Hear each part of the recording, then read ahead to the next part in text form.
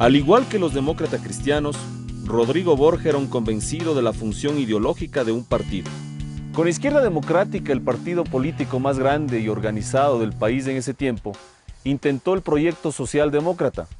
Su mensaje, titulado Paz y Unidad, enunció como propuestas: el desarrollo político con participación en las decisiones, restablecer la economía con programas de emergencia y empleo intensivo, el rescate de la moral pública y la paz con dignidad en el asunto territorial. La economía que recibía estaba dislocada. Al bajo precio del petróleo había que sumarle la suspensión de 6 meses en sus ventas debido al terremoto. Su estrategia partió por reinstaurar el sistema de mini devaluaciones, pero con más ajustes para combatir la inflación y el caos cambiario heredado. Corregir desfases por la entrega anticipada de divisas a los exportadores. Esto además permitiría planificar la inversión, que se había hecho imposible ante semejante inestabilidad. Las exportaciones globales a fines del 92 llegarían a más de 3.000 millones de dólares, la marca más alta hasta entonces en la historia de este rubro. La inflación heredada de 99% se redujo al 51.79%. Los precios de la canasta familiar se aliviaron un poco. Con todo, el gobierno no pudo renegociar la deuda externa. El calendario de pagos debía cumplir los plazos. Sin embargo, la economía estancada en sus 3 primeros años creció por fin en 1991. CEPE fue transformado en Petroecuador y asumió el control del oleoducto que estaba siendo operado por la Texaco.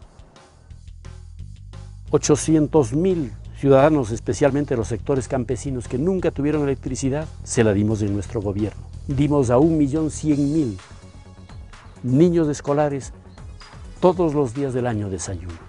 1 millón de personas que nunca tuvieron agua potable empezaron a disfrutar del servicio. Formamos un conjunto de casas comunitarias en los barrios y atendimos a 230.000 infantes menores de 6 años para que sus padres puedan ir a trabajar.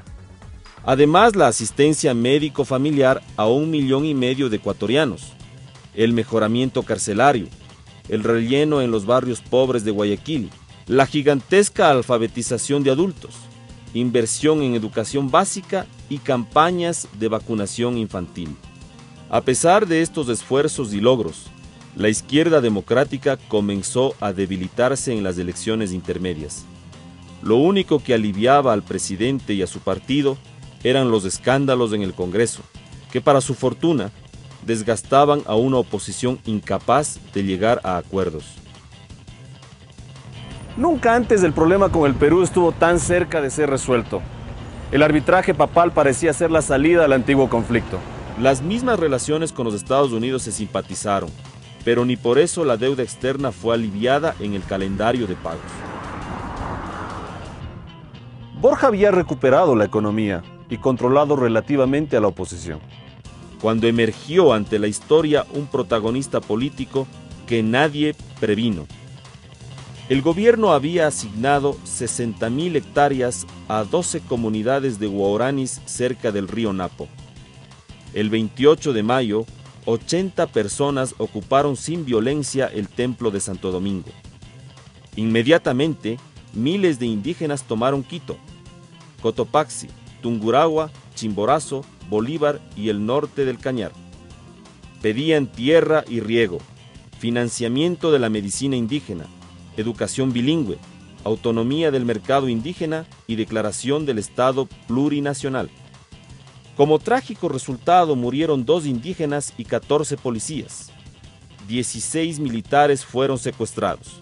Agitadores irresponsables están manipulando a los indígenas de la sierra, advirtió el presidente. Evitando la polarización entre indígenas y hacendados, abrió diálogos y ofreció soluciones. Pero el Ecuador habría cambiado para siempre. La CONAIE había aparecido en la vida política del país. Habían tomado conciencia de su poder, de su capacidad imperturbable para esperar y mantenerse en sus posiciones. Al final de este periodo, todos habíamos aprendido algo.